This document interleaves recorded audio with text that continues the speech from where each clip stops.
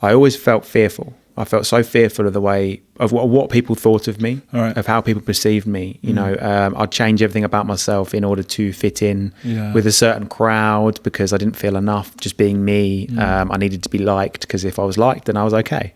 And it kind of led me down like the party routes, you know, and doing things that maybe I wouldn't have done off my own volition. You know, it was kind of like, oh, this will impress these people, and you know, it got me into the gym a lot. I was a gym addict essentially, in an unhealthy way. You know, my diet I was about 50 kilos heavier back then as well. So with muscle, and my diet was really strict. It was almost quite painful to go through that.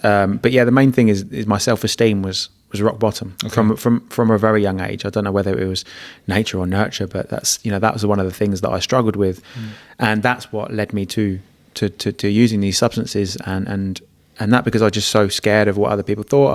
Had a lot of resentments in my life as well. I felt like the world was happening to me all the time. And yeah, so it kind of came to a culmination in 2018 when I landed in this rehab center, and really introduced me to spirituality. I would have classed myself as an atheist before this. Didn't believe in anything.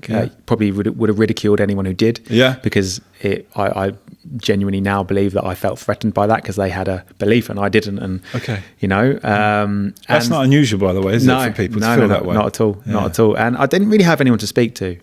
I didn't feel like I had anyone to speak to. Being a man, I thought I had to be strong. I had that strong, silent, stoic type. I'm the rock, and you know. And that essentially is what drove me really down to that low point. I should not have survived that suicide attempt. Wow. It was